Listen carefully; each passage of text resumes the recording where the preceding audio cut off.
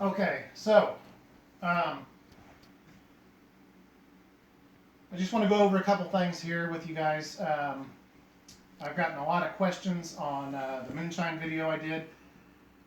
We just had part one last night, and it was just the making of the mash. It was actually called Fruit Basket Moonshine. So if you want to go back and look on some of my videos and see what we've been doing, you can subscribe to my channel. It is Underemployed Ingenuity. But what I want to do here is I've had a lot of people message me and ask me, is it legal? Can I do this?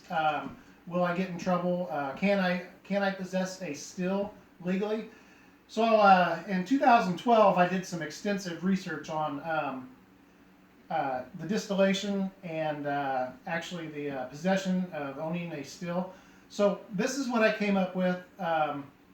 There are ways you can do it. They've actually made the laws more lenient to where hobbyists can be at home and kind of do their thing at home without paying enormous amounts of money to try to be legal. So some of the myths are that you cannot possess a still.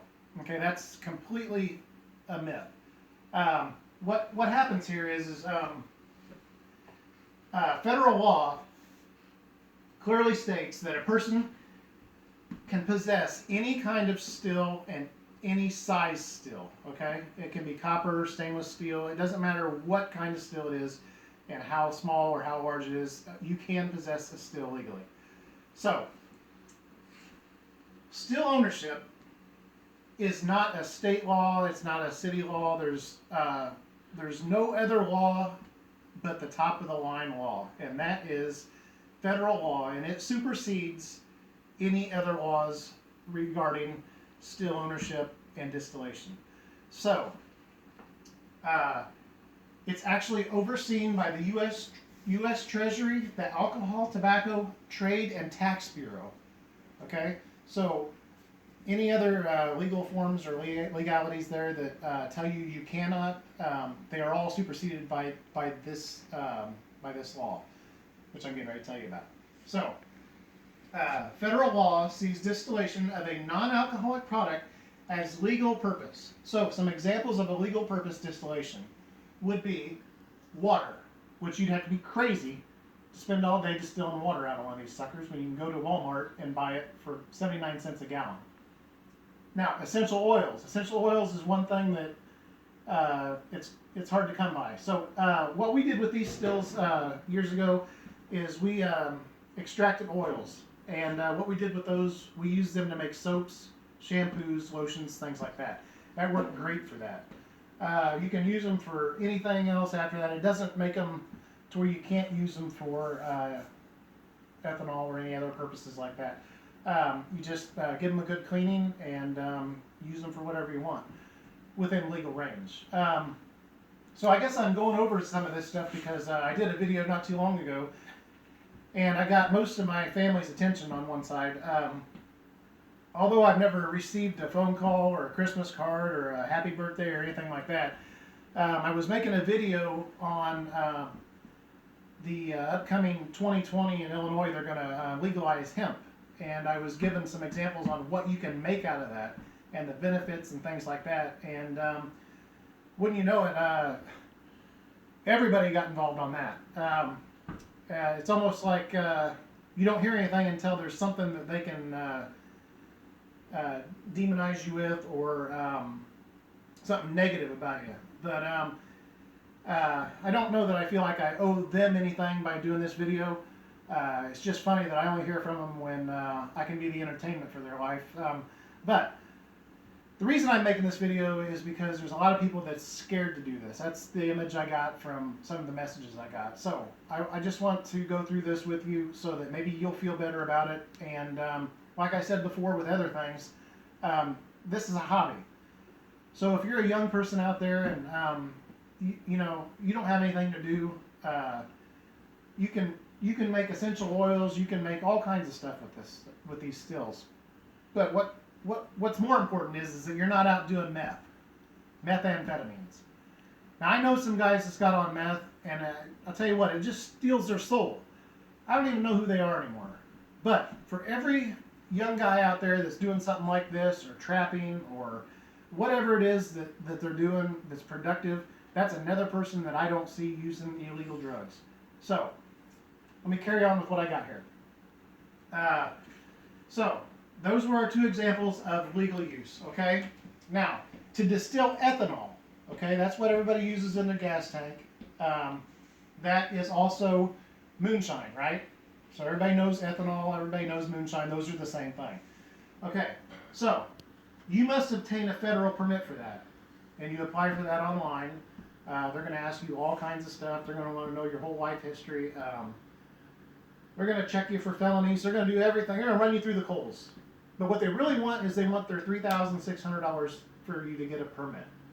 Okay, now, if it means that much to you to produce moonshine and sell it, do whatever you want to do with it, there's other things you're going to have to go through to sell it. But you're going to have to be recorded on all this. You're going to have records. They're going to keep records on you if you don't keep them for yourself. But basically what's going on here is they want to know all about it. Okay? So if you want to do that, you can go that direction. Then there's the distillation of methanol, not to be confused with meth, amphetamines. Okay, methanol is basically a wood alcohol. Okay, it's the alcohol that nobody wants to drink.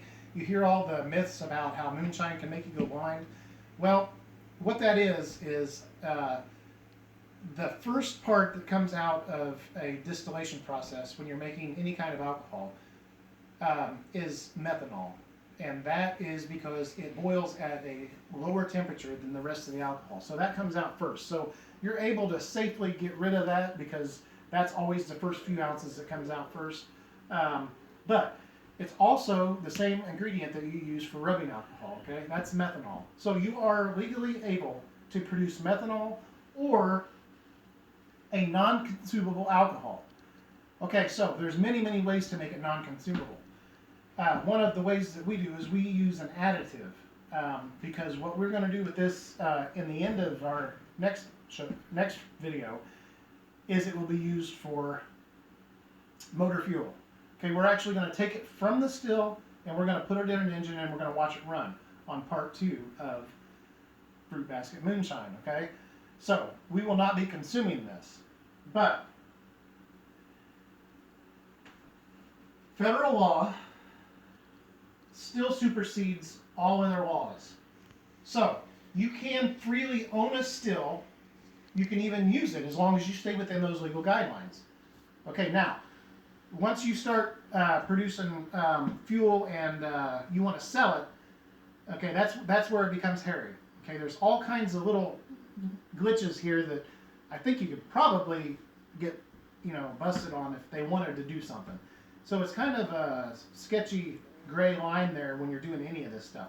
So you want to cover your tracks. You want to make sure that you're within your legal rights, your legal guidelines, and they'll leave you alone. So, but if you do want to sell renewable fuel, you can obtain a permit. That permit's only $20. So it just seems like a lot of hassle to produce that just for motor fuel because of the resources that it does take to produce it. But it's a nice little hobby if that's what you want to do. So, the first offense, when you are stepping out of the guidelines here, the first offense is going to be considered a misdemeanor, okay? They're going to fine you about $1,000. And I would say that that's actually the maximum fine. They're going to give you a $1,000 fine. Charge you with a misdemeanor, and they're going to tell you not to do it again. So, if it's really that important to you, and you want to get keep doing it, the actual next step they go to is for repeat offenders, and it boosts it up straight up to a Class 4 felony. Probably going to take all your firearms, everything like that. You're not going to get a job. I mean, it's really not worth it to do that. So, you want to stay within them guidelines. The laws put in place are just as friendly as they are offensive to you. You can safely do this stuff as long as you go within their guidelines. They're not out to make it to where you're just totally taking your freedom away to what you want to do in your own home. It's just the guidelines you got to go by. You need to study up on it. Just this video right here is all I'm telling you is that, you know, it's okay. It's okay as long as you stay within them guidelines. So, I hope this helps out to all those people that messaged me through YouTube. I hate to feel like I'm explaining myself to anybody, but this video is actually for you guys. I hope this helps, and I hope that you guys go online and get you a still for Christmas. It's a lot of fun. Just the feeling of producing something from nothing is a good feeling. I like to produce just about anything, whether from livestock to gardening to renewable fuel. So, we're going to get off here right now, and I would say we got about 5 days left before the fermentation process is up on the first video we did, part 1 of Fruit Basket Moonshine. So tomorrow we'll probably be doing something else. We're waiting on that to ferment. Try to tune in, subscribe to my channel, Unemployed Ingenuity. I just hope this helped, and hope you guys have a good night.